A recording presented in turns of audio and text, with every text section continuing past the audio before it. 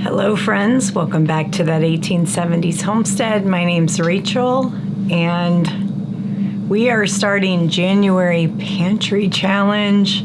We just filmed our first episode on what we eat in a week. We like to put out a weekly video, usually January through beginning of summer, to show how we're eating from our pantry. But January is really focused on staying out of the grocery store and just eating food that we've put up. But guys, you can already see a lot of holes in my pantry. We are digging through this, and even over on these shelves with the quarts. Let me just give you a peek real quick. Like down here on this table is where I bring empty jars down, and I just did hummus, canned chickpeas for hummus ready, and stole all those 16 pints from this table to use for that. So we have eaten a lot here recently over the holidays. So we're going to be super modest about how we go into this year's. Last year, we were not as modest, and we had a lot of fun with it, trying and experiencing new recipes. This year, because I'm not gardening, and this pantry back here, I'm intending to last me a couple years, I need to be modest with how I consume that. And I think that that's probably how they did it in days gone by, you know, back when, if we pretended that we were original homesteaders, they didn't necessarily consume luxuriously all the time. They probably did that on those special holidays and special seasonal moments. But to do it week in and week out, I don't think was ever the intent. So we're going to be modest this year. And one of the things, though, why I brought you guys down here is not necessarily about the pantry challenge, but as I was coming down here taking assessment post-holiday, I'm going to show you something I noticed. So over here is my crate of potatoes, and they're starting to get eyes on them, which is typical. So we harvested these in August. It is January. They're still very, very firm, but I don't want them to go much more than this without doing something with them. So I'm going to take them up, wash them, boil them, and I'm going to tell you guys how I'm going to get a little bit more life extended out of these. It's about a half a crate full. Feels like about 15 pounds or so. So let's go take these upstairs and get going on some potato extension. Now, every year I grow typically 2 varieties, sometimes 3, of potatoes. What I've found, these are russets. Just with my experience, russets for me don't can super well, which is why I didn't can these. They tend to fall apart. And if you're not new to our channel, we like to use our potatoes still firm with texture out of canning, and not just be left with them only being good for like mashed potatoes. So that's the main reason I didn't can these. And I do want to say today's video is geared to even somebody that didn't grow their own potatoes, but you buy them from the store and you have the same problem where they are growing eyes on you and you think that they're not good for anything. They still are. You can still eat them. So like I said, I'm going to wash these up. We're going to get them boiling, and then I'm going to share with you some ways that we're going to be using them and preserving them for longer storage. Alrighty, I had an impromptu pause, but I'm back. The potatoes are washed and all super clean and shiny. So I'm going to boil them just till they're like you would mashed potatoes. Because ultimately that's what I'm going to be doing is once they're boiled, fork tender, mashable, taking the skins off, and then we're going to mash all these. And then I'm personally going to be preserving them 2 unique ways, but I want to give you guys ideas on other ways that you can preserve your potatoes that might be going bad. Not going bad at all, but they could have if I wouldn't have done something with it. So I will see you guys back when these are ready, and we'll talk about ways to preserve your potatoes so you don't waste your money or your harvest.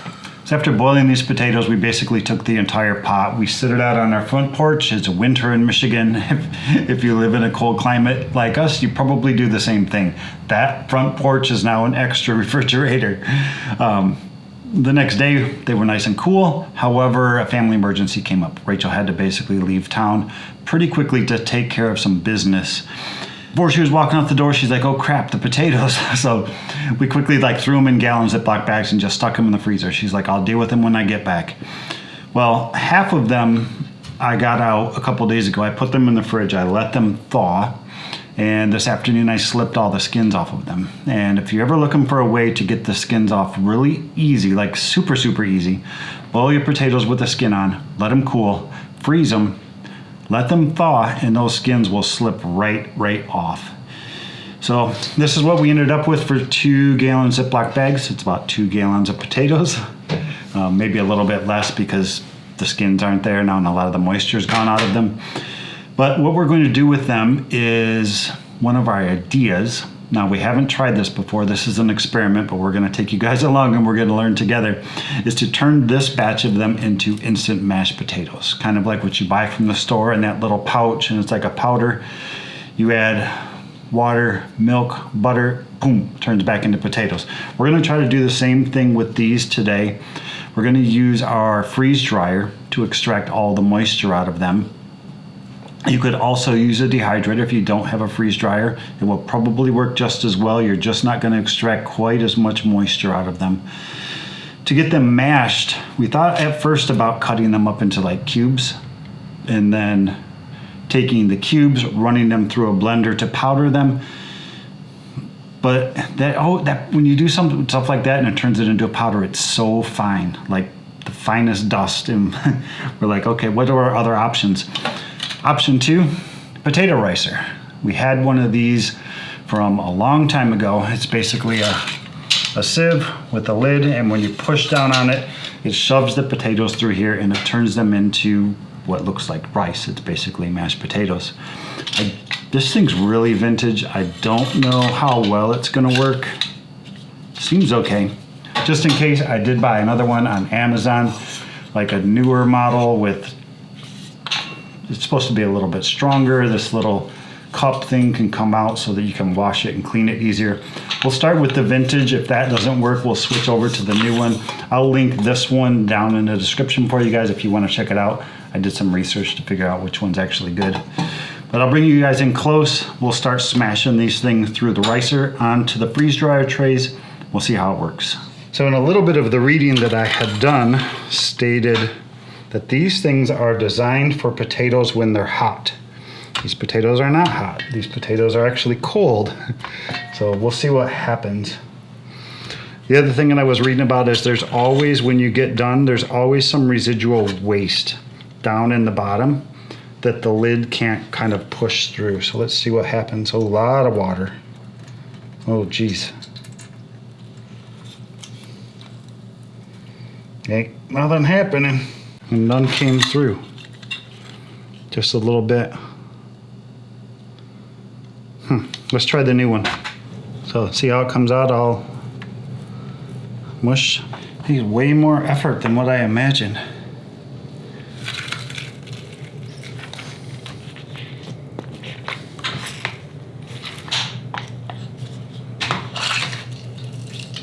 So I think I kind of might know what's happening. Once the potato, like when you first start to smash it in this thing, all the liquid gets smushed out of it really easily because they were frozen. So a lot of the cell structure of the potato breaks at that point, so the water can come out easier.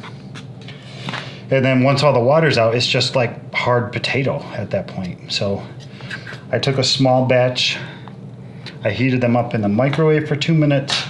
We'll try them warm and see if that makes a difference. Oh yeah. Yeah, that was so much easier. And they turn out nice. All right, so I need to microwave all these or heat all these things up somehow. We're learning. They heated up another batch. These were the ones that like didn't smash right. We'll see how these ones do. Put the thing down.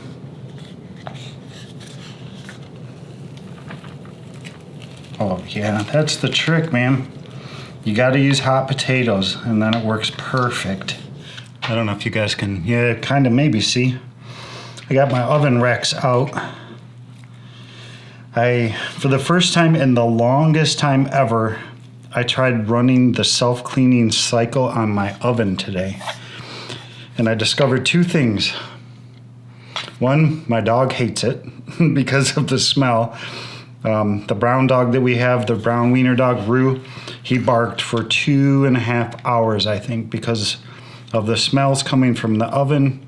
And number two, the glass on the door did not come clean at all. So if you've used that self-cleaning feature of your oven before and it worked on your glass, let me know, because I don't know if it's supposed to. I don't know if I'm expecting too much out of the process or what, but yeah, that works perfect. Nice, light, fluffy.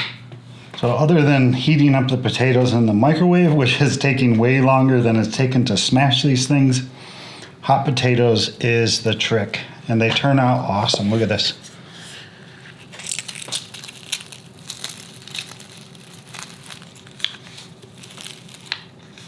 Nice, fluffy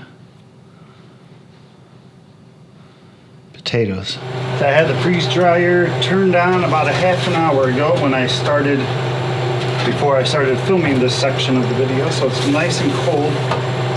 We'll slide these in. They're not frozen. In fact, they're warm potatoes now.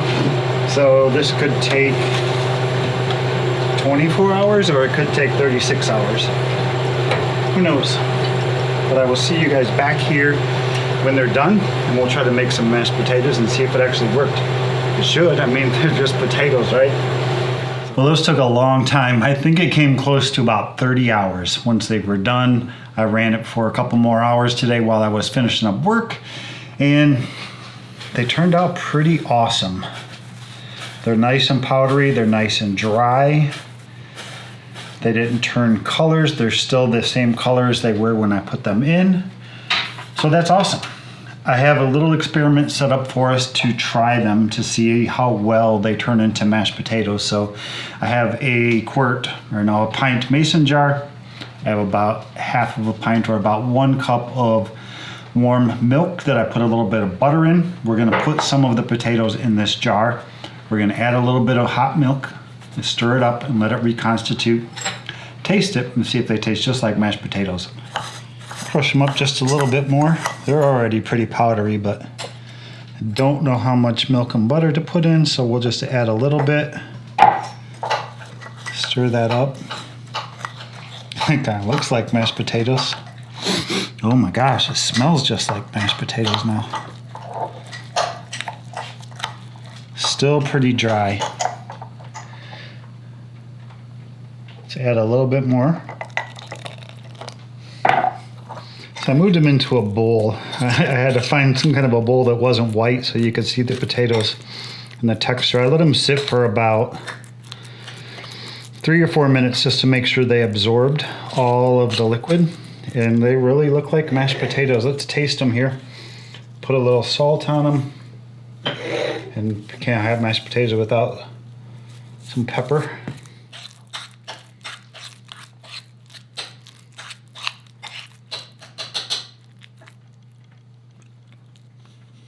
Not quite. Have you ever had those those instant mashed potatoes that come in the bag? It's just like powder form and you just throw it in a pan of like milk and water. The texture is a little more gritty than that. And I think that's from the potato ricer. But they taste pretty darn good. Just not the smoothest mashed potatoes I've ever had.